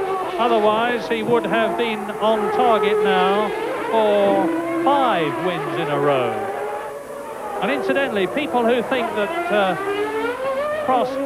Senna has created an all-time record in terms of successive wins are wrong, because the great Alberto Ascari for Ferrari actually won in the 1950s 9 Grand Prix in succession over 2 seasons, admittedly, but they were successive races. And Ascari, one of the great drivers, still stays a long way ahead of Senna in that sense. And Prost is not very much ahead of Nigel Mansell, who's getting closer and closer on this, the 59th lap, with Senna well away on his 60th lap. In fourth position, it's still Alesi in the Ferrari. Both the Ferraris in the top four, so they may not be quick enough, but thus far they have at least been reliable, which is more than you can say for them in the earlier races this year. And behind Alesi, it's Moreno, a lap down in fifth position still. Leto still sixth. And now Mansell starts his challenge, continues his challenge rather, as he goes round Saint-Devote, climbs the hill to Massenet, with the statue to Monsieur Massenet overlooking it, round the Hotel de Paris, with the residents looking down, having the noise of their peaceful rooms very much disturbed by these racing engines, but hopefully enjoying it, into the Mirabeau, down to Lowe's hairpin, second gear, stab of flame from the back of Prost V12 Ferrari. And Mansell, who, I remind you, has yet to finish a Grand Prix this year, is now in third place, bidding for second to improve his chance of points from 4 to 6. 10 points for the winner, Ayrton Senna at the moment.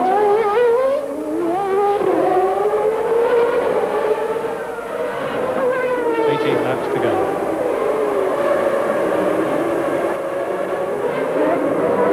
Get your line half an inch wrong at the swimming pool, you're in real trouble, as Alex Cathy discovered yesterday when his rear wheel locked up in the footwork Porsche. Now, remember what James said, Mansell can catch Prost, but the Frenchman is going to make it very, very difficult indeed to get past him. How will he do that, James? With great difficulty. There is no obvious passing place. The one natural chance he has is after the Casino Square, which we're just entering now, down the little short straight down to the Mirabeau, but he has to be absolutely perfectly put position, and if Prost doesn't want him to pass, he can easily block him into the corner. The Williams Renault certainly looked very impressive around the slow hairpins earlier in the race, but that, again, is not going to be any real help when it comes to overtaking. Basically, what he's got to do is stick really close to Prost and try and force him into a mistake. Try and rattle him and jump around behind in his mirrors to make him start watching his mirrors rather than where he's going, and hope you can force him into an error. But Prost is probably the worst person in the business to choose to do that, because with all his experience, his unflappability, that is not going to be it. So and I would think also that Nigel, if he's going to get past him without any help from Prost, i.e. by a mistake or a problem from his Ferrari, then Nigel would have to be brave to do that and take a risk. With the season he's had thus far, I think Nigel would be well happy to settle for third place rather than risk everything just to get one more place to come second. But that's easier said than done. When you're in the car, the excitement and everything, it's not quite so easy to be dispassionate about it, and Nigel is not a dispassionate person. So watch for some fireworks, because I'm quite sure he's not going to let this second place tantalize him for too long. He is bound to have a go for it. He's getting into position, he's close to Prost now, and this undoubtedly is the battle of the race. Prost has responded. He's going quicker than he had been earlier in the race. And I'm just watching Mansell's car to see if we can see any hint of engine problem in terms of where he suddenly loses a bit of ground visibly to Prost. But I would think that whatever bug was in his engine has now been removed from it. Goodness knows how, because for him to have performed like this for the last few laps, I would have said his engine was running properly. Still the fastest lap of the race, Nigel Mansell, lap 53, 1 minute 24.85. But what a problem he's got in front of him, because Alain Prost has finished in the top 5 of the World Championship every year since 1981. 5th in 81, 4th in 82, 2nd in 83, 1st in 85 and 86, 4th in 87, 2nd in 88, 1st in 89, second last year, and he's going to go back to second place in the World Championship this year to Ayrton Senna, if he finishes where he is now, because Prost currently has 9 points in the World Championship and would add 6 to make it 15. It would take him ahead of Gerhard Berger, who had 10 points when this race began, but of course is now out of it a long time ago. But Ayrton Senna would be 25 points ahead of Alain Prost if he wins. And Nigel Mansell, as you can see, James has said that Mansell is very much a fighter, and how he's fighting now. He sees a chance of second place. This is lap 63. Could be lining up for Gert the chicane, but that requires some bravery. He is, and Mansell's going down the inside of the chicane, locked his brakes a bit. Bravery it required, bravery it got, and great skill too. Tremendous manoeuvre by Mansell. That really does require a lot of guts and a lot of accuracy, and Mansell makes it into second place. The road is very narrow here. We don't have a good angle to see it. Now his front wheel was locked, but he just managed to slow it down enough, and that was, as one would expect for that, a very, very marginal thing, but he made it, and tremendous stuff by Nigel Mansell. A truly great passing manoeuvre, because remember that there is oil in that area from Stefano Modina's broken Honda V10, which took Riccardo Patrese off, and that passing manoeuvre of Nigel Mansell's there was akin to the one in 1987 at Silverstone, when he took the winning place from Nelson Piquet, his then teammate, and went through to win the British Grand Prix. Well, Nigel Mansell, now let's have a look at lap times. Mansell is lapping slower than Senna, but you can see that now he's got past Alain Prost, he's pulling away. Well, Mansell's clearly the quickest man on the circuit, and certainly charging, and in fact, what interests me really more than Mansell's manoeuvre then was the fact that Prost made no attempt to defend second place. He didn't try and, because all he had to do was take the middle of the road then, and Mansell could not have done that. And that to me smacks of a man whose motivation is not what it was, and is not really there. And I think Prost has had a pretty depressing season so far, and that failure to defend second place to me was the air of a man depressed. I suspect he's got a problem, because he's dropped so far back in this one lap, and he seemed to me to be going very much slower than he had on previous laps. But I believe that Alain Prost has got a problem. We'll soon know, because Alesi is closing up on him in fourth position. There is Prost in the background, and Mansell now is lapping 1.6 seconds, or was this last lap, faster than Senna, up to the inevitable Martini being lapped yet again. But Martini moves through. He's now 4 laps behind, and he has had, remember, a 10-second penalty, the first time in Grand Prix history that such a penalty has been imposed. And look how far Nigel Mansell has pulled away now from Alain Prost, and he's starting to close on Mika Hakkinen in the Lotus. Judd in 11th position, 2 laps down. But now let's make a note of this. Nigel Mansell on the 64th lap was 41 seconds behind this man, Ayrton Senna, who is climbing up towards the Hotel de Paris on his 66th lap in this 78-lap race. So he's still got a tremendous cushion, but how much of a cushion is it? I'll tell you in a moment when Nigel Mansell goes through to start his lap after Ayrton Senna, and he has still not done so. Now, where is Mansell? Mansell, he's going through now. And it's 39 seconds, 39.3, and he's lapped 1.7 seconds faster than Ayrton Senna. But let's not get too wildly excited about it, because even if Senna is caught at the rate that Mansell is catching him now, it would still take the Englishman, according to my mental arithmetic, something like 25 laps to catch him, and there are only 12 laps left in the race. But at the moment, you are watching race leader Ayrton Senna on his way to his 4th Monaco Grand Prix win in 5 years, and that would be his 4th win of 1991, firmly to rivet his hold at the moment on the World Championship of 1991, having won it in 1990. He's on lap 67. He's just gone round in 1 minute 27.3 seconds. And Nigel Mansell, if he's on target and maintaining his consistency, should have brought the lead down to about 38 seconds when he goes through. And the Brazilian flags are already appearing, furled admittedly, in the crowd, ready to wave them at Senna when, hopefully, from their point of view, he goes through, having won at Monaco. And in 3rd position, it's Prost, and he's now 6 seconds behind Mansell, and 16 seconds ahead of Alesi, that we're looking at now in 4th position. Moreno is a lap adrift in 5th place.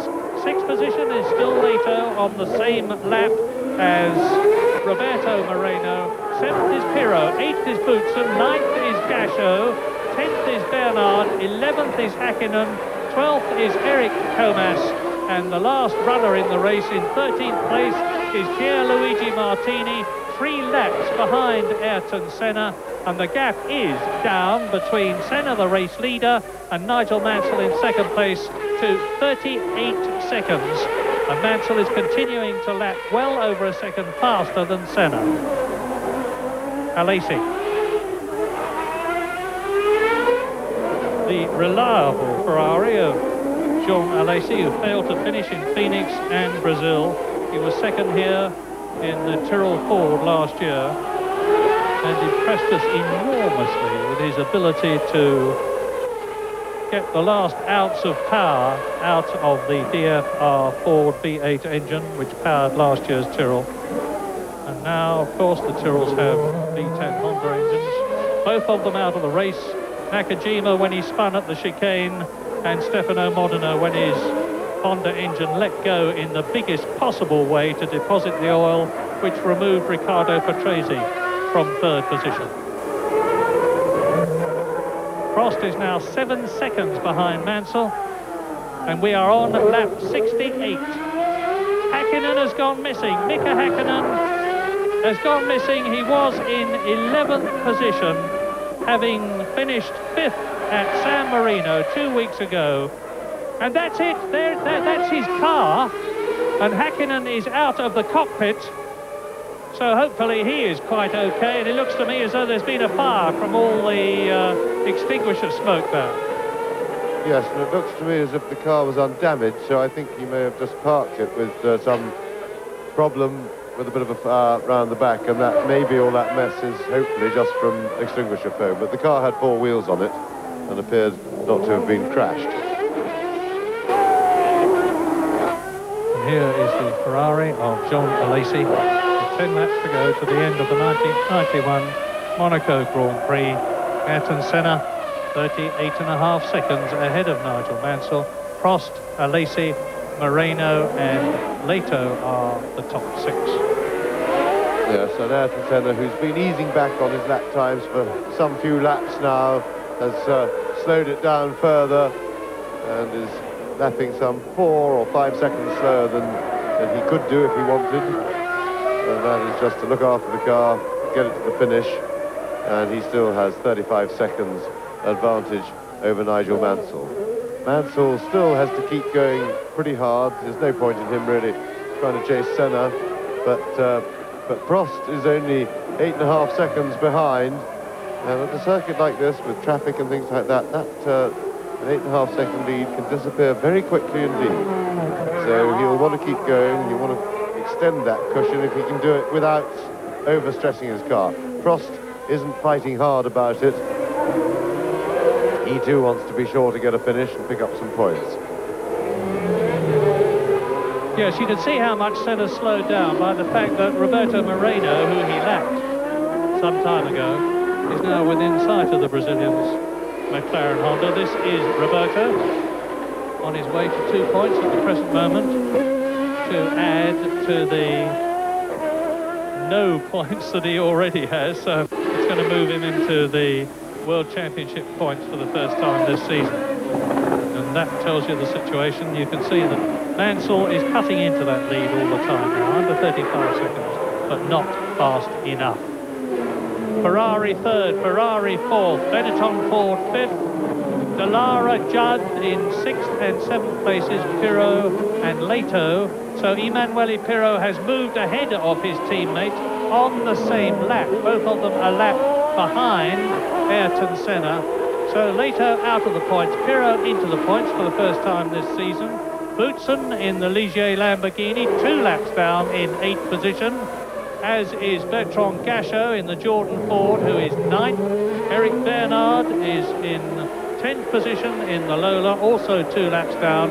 11th is Comas, Hakkinen out of the race, which means to say that the errant Pierluigi Martini, the last of the 12 runners out of the 26 who started, is in 12th place. The Senna goes through, looking down from the hill on which the Royal Palace is situated. The Senna goes through now into his 70th lap. 78 lap race, and that is a total of 161 miles or 260 kilometres if you would prefer it that way. And Senna's just got to keep going. There was recently a submission from all sorts of experts about who were the truly great racing drivers of all time. Some of them included Ayrton Senna, and some of them did not. But there is little doubt that those who did not had better revise their opinions now, because the Brazilian is utterly dominant in Grand Prix racing now, backed by, as he is, by the excellence of the McLaren team. In order to win, you've not only got to be an extremely good, not to say the best driver, but you've also got to have the best car backed by the best team, and that's what Senna has. Yes, and the reason JJ Leto is slowing down so much is he's clearly got a mechanical problem, because his lap time is more than 15 seconds slower than he was doing just recently, and that is why his teammate Emanuele Pirro has got past him, but Leto is going to lose more places before the end, and that's if he can keep the car going at all, because he's obviously got a serious mechanical problem. Senna has just gone through to complete another lap, so he is now on his 72nd lap as he comes up to Martini, who, covered in confusion and embarrassment maybe, actually waves the Brazilian through. And Senna lost no time at all.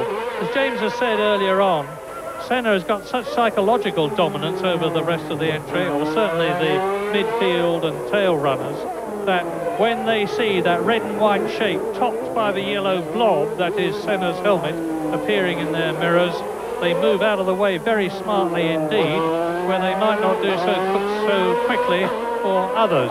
And Senna is 32 seconds ahead of Nigel Mansell now, who's continuing to lap 1 second a lap faster than the McLaren, but I continue to say that it is not enough.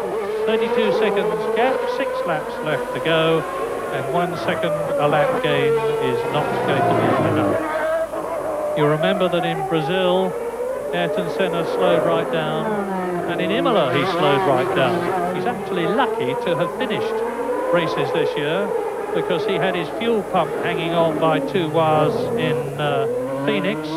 In Brazil, his gearbox packed up. At San Marino, the oil pressure light had been showing for some 20 laps, but he got home. It's not enough to be good, you've got to be lucky, and vice versa. And Senna now on his 73rd lap in this 78 lap race. Got just that short distance between him and yet another victory, the 4th of the year in the World Championship, and it will be his 4th in 5 years at Monaco. A superb record. So Senna, Mansell 32 seconds behind, Prost third, 10 seconds behind Mansell now, and 15 seconds ahead of Alesi, who is 4th. Moreno is 5th but has been lapped. Pirro is 6th but has been lapped. Boutsen has now moved up to 7th place, because as James forecast, Leto has lost yet another place, and there's a stop Ferrari there, and it is that of Alain Prost. And that means to say that Alesi goes up into third position. I can't see what the problem is, but the mechanics are looking underneath at the gearbox and jacking the car up. Well, Alain Prost is seeing a certain 4 points disappear out of the pit lane. I suspect there was something jammed under the car. They had to jack it up and then let it down again before Prost could get away.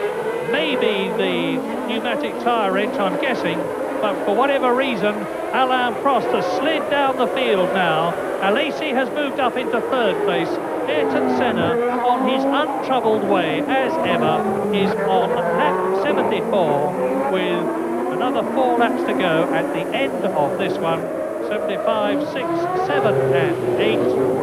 And Prost was actually in for a tyre change. We didn't see the beginning of it, and it was a bungled, muffed tyre change of which the Ferrari team cannot be at all proud. Well, I can't believe that was his only reason for coming in, because it would be a bungled decision, unless he had a puncture or something, to come in at this late stage of the race with Alesi in striking distance of him, but wouldn't have caught him if the tyres were working at all for Prost. And that makes me, again, suspicious of Prost's motivation and the way he's thinking, because really he should have been fighting for second place rather than going in for tyres. Now this is the only scrap on the race. It is between Bertrand Gachot in the green Jordan Ford and Eric Bernard in the Larousse Lola Ford.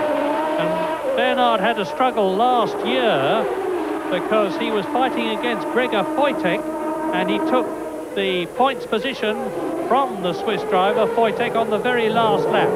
He's not fighting for points at the moment because Gachot is in 8th position, but he is fighting. So Senna now 26.5 seconds ahead of Mansell. He's on his 75th lap. Alesi is third. Down to fourth goes Prost. Fifth is still Moreno.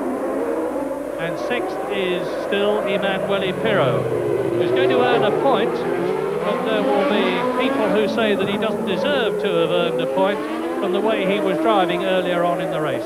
Senna, now you see, Moreno is right up with Ayrton Senna.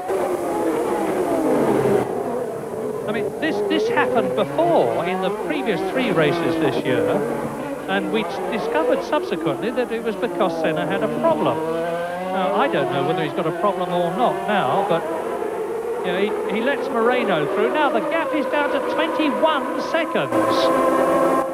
It's going to be very interesting indeed, but no, I'm pretty sure, I really am guessing, but I'm pretty sure that Senna has decided to dawdle home for some reason. Well, he's got the space in which to do it, and certainly his lap times don't at the moment suggest that he's got a serious problem, unlike Brazil where he had the car stuck in 5th or 6th gear, I think, and couldn't really cope. But the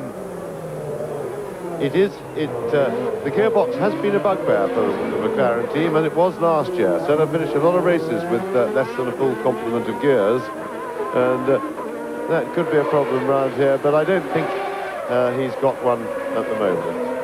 He's still lapping quite quickly enough to hold on. Mansell's got too much to do to catch him now. No, Senna's just pacing himself in to the flag. He doesn't want to take any risks with traffic. He doesn't want to take any risks mechanically for the car. No reason to do that. He's done his work. There you are, nearly 17 seconds still over Mansell with only 3 laps to go. He's on lap 76, so he's got this. Lap 77, lap 78. 17 seconds lead over Nigel Mansell, who's actually gone round the last lap 5 seconds faster than Senna. So if James and I are right and Senna is coolly pacing himself to victory, it underlines his coolness, and that I think was JJ Leto in the background going out of the race, which certainly makes sense. Senna coming through to complete his 76th lap and start his penultimate lap closing again on Moreno. And out of the race, Berger, Piquet, Capelli, Tarquini, De Cesaris, Suzuki, Nakajima, Modena, Patrese, Alboreto, Gugelmin, Blundell, Morbidelli, Häkkinen, and now Leto. There are 11 drivers left in the 1991 Monaco Grand Prix, and one of them is Ayrton Senna, who is now on his 77th and last but one lap, on his way to his 4th victory of the year and his 4th victory at Monaco in 5 years. Now, where is Mansell? 16 seconds behind, and it was 17 and a bit seconds on the previous lap. So Senna has definitely speeded up. 1 minute 27.6 compared with Mansell 1:27.2. The Brazilian does not appear to have a problem, notwithstanding the fact that Moreno has unlapped himself. Senna, in fact, has closed the gap between himself and his Brazilian countryman that had been built up by the Benetton Ford driver. So Senna into the chicane for the last time but one. We're riding with Roberto Moreno out of the chicane down to the Tabac, the left-hander, sweeping left-hander now, which goes into the swimming pool section, left, right. And Senna has clearly decided that he's going to get a shift on, because he's now up with Moreno and I think trying to get past him. Yes, I think Senna, rather strange driving by Senna. He slowed down to let Moreno pass, then speeded up himself and wanted to get back past. And but I think he's just having, I would only guess he's having a bit of fun to try and keep himself awake. Remember, he's very tired at this stage of the race. It takes an awful lot out of you physically, and to have some mental exercise to do is often helpful. But Senna, now on his last lap, proved himself the absolute master of Monte Carlo street circuits. He was masterful as usual in qualifying. His brilliance in traffic then came into play, and that put a very stern challenge from Stefano Modena in its place. Modena was able to cling on to Senna very effectively until they got seriously into the back markers. And in fact, he then fought manfully on for quite some time, and the gap was still in single figures for half distance of the race. And at that point, then Pirro, Modena got behind Emanuele Pirro, who was himself battling to lap Martini. Pirro just ignored Modena's presence. Modena was stuck behind him for 2 or 3 laps, and all of a sudden Senna was out of sight, and Modena was having to fight for his second place behind Patrese, who'd come in from 12 seconds behind, courtesy of Pirro's blocking.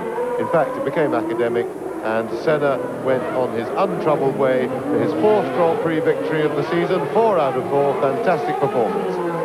No one has ever won the first 4 Grand Prix of a season. That is about to be changed, and has been changed, as Ayrton Senna adds victory in the 1991 Monaco Grand Prix to those of 1987, 89 and 90, and the first 3 races of this year. Nigel Mansell scoring points for the first time this year by finishing in 2nd place, 18.3 seconds behind Ayrton Senna, who was 2 seconds faster than Mansell on the last lap, proving that he was indeed taking his time. We look now at Jean Alesi finishing on the podium for the first time since he joined the Ferrari team at the beginning of this year, coming home in 3rd place, but a long way behind. And as last year, only the first 3 drivers have gone the full 78-lap race distance. Roberto Moreno finishes 4th in the Benetton Ford, a lap behind. Alain Prost finishes 5th. Emanuele Pirro takes his first point of the year, and his first point for Dallara, who thus scored points 2 races in succession by finishing in 6th place. Thierry Boutsen 7th, 2 laps down. Bertrand Gachot 8th, 2 laps down. Bernard 9th, 2 laps down. Eric Comas similarly 2 laps down in 10th position. 11th is JJ Leto, 3 laps down, so both the Dallaras did eventually finish officially. And Pierluigi Martini, I think, will be classified 12th, albeit 7 laps behind. Prost, the fastest lap of the race, 1 minute 24.3, and that is a new lap record. Yes, and that was done on the fresh tyres after he stopped, and I find that happily the worst fears about Prost's pit stop were not founded. He did have a problem with one of the wheel rims, and it was leaking, so effectively he had a flat tyre, so he did have to go into the pits. And then there was a problem also with the Ferrari organisation in there, because as we saw, he didn't get out of the pits very cleanly. But of course, on fresh rubber with a light fuel load, it's not surprising that he got consolation of fastest lap and a new lap record. But to a man of his accomplishments, that is very thin consolation compared with losing second place, because that would at least have kept him vaguely alive in the chase in the championship for Senna. Senna really with a huge lead now, but believe me, it is not over yet. We're only 4 races into a 16-race championship. Senna has been dominant, he's driven brilliantly, but he has also had luck on his side. As Murray pointed out earlier, his gearbox, he was stuck in only one gear in Brazil. He had fuel pump hanging off in Phoenix, so both races you could have said he was lucky to have finished them at all. And his luck can turn, and other people's luck can turn the other way, and it does tend to do this. I don't believe myself, whilst I think obviously Senna is favourite to win the championship, he was favourite before the season started, so nothing's changed there, but he is not yet out of sight, and things can turn. And let's hope so, because we need a good battle in the championship, and we need some good battles in the races, because Senna, more through the fault of the opposition than through his own. He dominated Phoenix, but the other races, there have been people able to stay with him, and but they have fallen by the wayside for one reason or another, and Senna has been left on his own in each case. This won't always happen.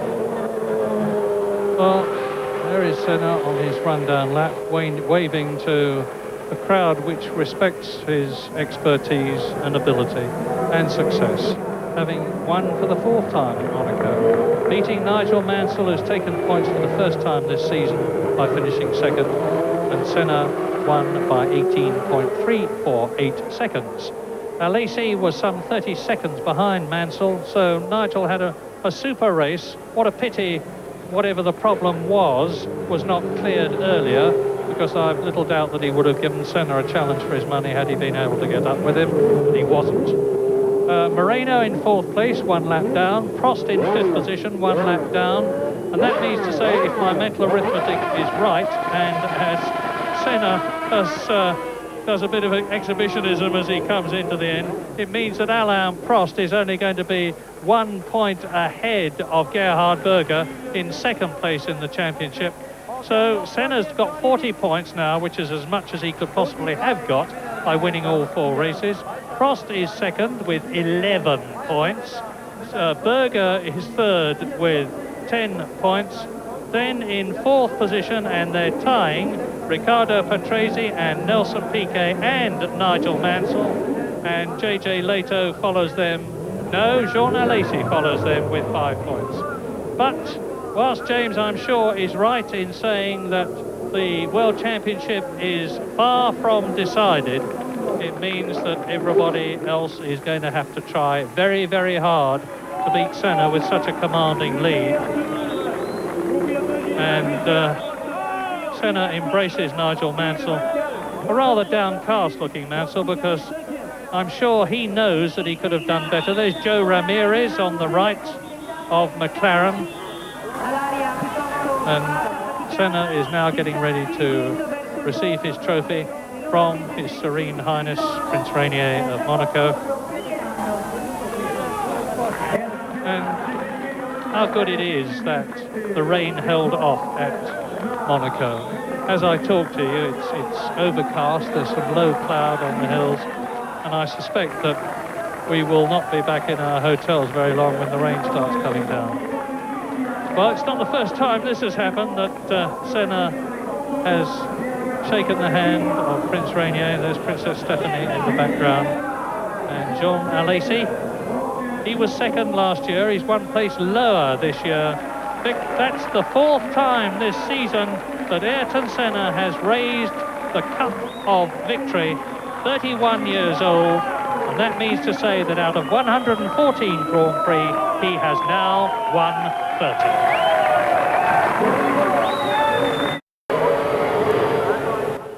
I'm very satisfied with the result, of course. It's a great victory, and I will say nothing. I had some problems, but I will say nothing because what it matters is what we achieve in the end is the result and is the victory that counts. Another 10 points for the championship. But for sure, to race here in Monte Carlo, almost 2 hours race, it's very hard physically because it's bumpy and it hurts a lot, your shoulders, your neck, and so on. And if you have also to change gears, it really hurts. But I won, and I'm happy, and that's it. I had a number of problems. One was slow change with the gearbox, but I'm very happy because it got me through to the end of the race. Twice the engine cut and stopped on the circuit, and I had to restart it by using the clutch. But then I was catching Alan, which surprised me a little bit with all the problems, and then I don't know who blew up, but there's a lot of oil and everyone was keeping to the right, and I think Alan made a little bit of a mistake going into the tunnel, which enabled me to come alongside coming out, and by the grace of the good Lord I managed to stop in time for the chicane. It was quite exciting, but it was reasonably safe.